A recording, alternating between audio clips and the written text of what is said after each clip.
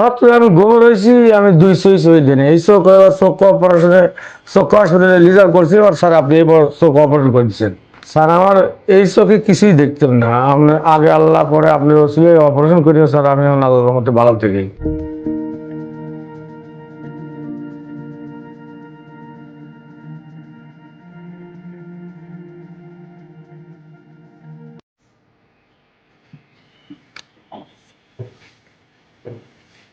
সালাম আলাইকুম।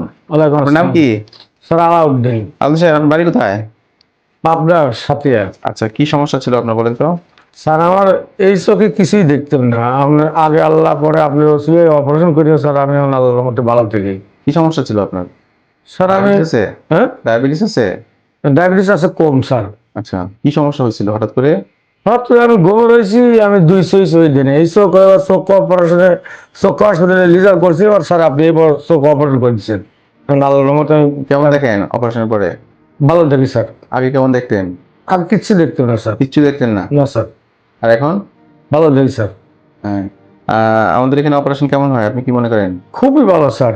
আমি তো পাবনার লোক পাঠাচ্ছি মেলা স্যার আপনার কাছে। হুম।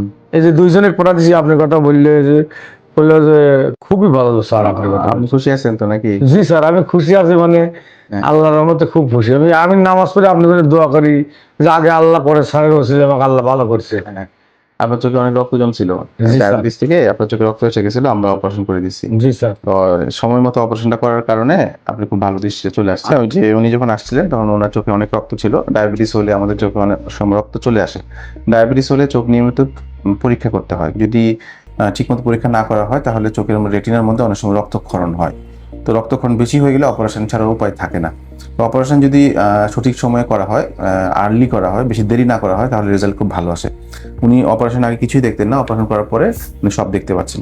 তো এই জন্য ডায়াবেটিস হলে চোখে রক্ত আসলে এটা নিয়ে ভয়ের কিছু নাই। আমাদের এখানে আমাদের দেশে এখন অনেক ভালো চিকিৎসা হচ্ছে।